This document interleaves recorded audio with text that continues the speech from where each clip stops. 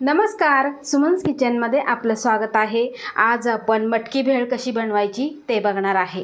तर त्यासाठी इथे मी 200 ग्रॅम मटकी घेतलेली आहे। आता ही मटकी आपण हळद आणि मिठामध्ये शिजवून घ्यायची आहे। तर चला सुरुवात करूया। तर बघा, गॅसवर पॅन गरम करायला ठेवलेला आहे आणि त्यामध्ये आपल्याला आता 1 चमचा भरून तेल घालायचं आहे। खूपही जास्त घालायचं नाही, फक्त 1 चमचा घालायचा आहे। आता त्यानंतर आपल्याला घालायची आहे हळद। अगदी छोटा अर्धा चमचा हळद घेतलेली आहे। आता ही हळद आपण तेलामध्ये परतवून घ्यायची आहे। आता यामध्ये आपल्याला मटकी घालायची आहे। इथे मटकी मी धुवून घेतली होती, ही मटकी यामध्ये घालून घ्यायची आहे। एकदा मिक्स करून घ्यायची।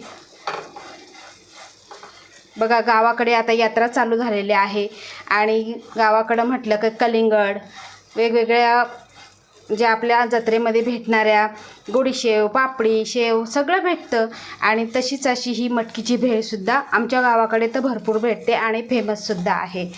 शहरामध्ये म्हटलं तर फक्त चिंच आणि गुळाची चटणी टाकून ओली भेळ भेटते, पण गावाकडे जर म्हटलं ती खायची मजा ही वेगळीच असते। तर बघा, आपण हळदीमध्ये हे परतून घेतलेलं आहे आणि यामध्ये आपल्याला चवीनुसार मीठ घालायचं आहे। मीठ घातल्यानंतर मिक्स करून घ्यायचं। गॅसची फ्लेम आपल्याला लो ठेवायची आहे। बघा, मिक्स करून घ्यायचं आणि आपल्याला झाकण ठेवायचं आहे।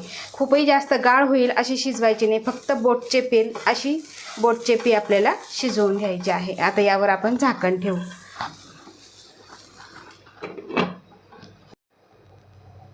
तर इथे बघू शकता, मटकी आपली छान अशी शिजलेली आहे। खूप आपल्याला तुम्हाला सांगितलं गळेपर्यंत शिजवायची नाही, बोटचिपी झाली पाहिजे अशा पद्धतीची आपल्याला शिजवून घ्यायची आहे। अगदी वाफेवरच ही शिजली जाते। आता गॅस बंद करूया आणि ही आपण थंड करून घेऊ। तर इथे मोठं मी भांडं घेतलेलं आहे। आता मोठ्या भांड्यामध्ये आपल्याला मिक्स करता येईल त्यासाठी मोठं भांडं घेतलेलं आहे।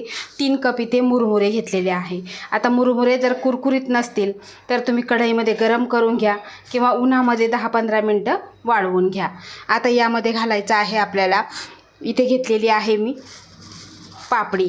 आता ही पापडी यामध्ये घालून घ्यायची आहे आणि ही शेव।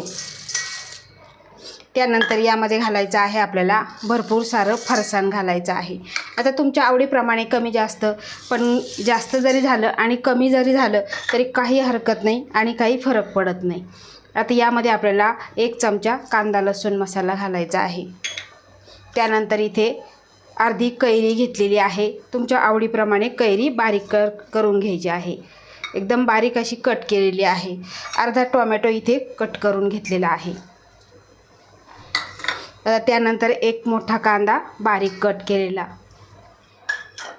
आणि भरपूर सारी आपल्याला कोथिंबीर घालायची आहे आणि त्यावर घालायची आहे आपल्याला मटकी।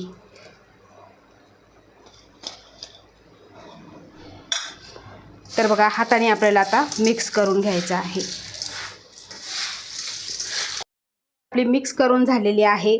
यावर आपल्याला पिळायचं आहे लिंबू। तुमच्या आवडीप्रमाणे तुम्ही लिंबू पिळायचं आहे।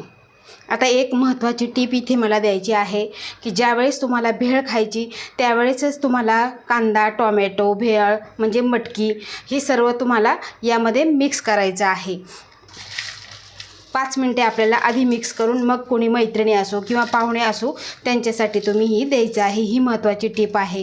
तुम्ही जर आधीच जर ही अशी भेळ करून ठेवली तर ती अशी ओलसर होईल आणि खायला मजा येणार नाही। तर आता मुलांना सुट्टी आहे, मुले घरी आहे आणि जेवण कमी करतात, पाणी जास्त पितात आणि मधल्या भुकेच्या वेळेस मुलांना भरपूर भूक लागते, त्यावेळेस अशी ही भेळ तुम्ही मुलांना नक्की बनवून द्या। आवडल्यास लाईक करा, शेअर करा, सबस्क्राईब करा आणि बाजूचं बेल आयकॉन बटन प्रेस करा। धन्यवाद।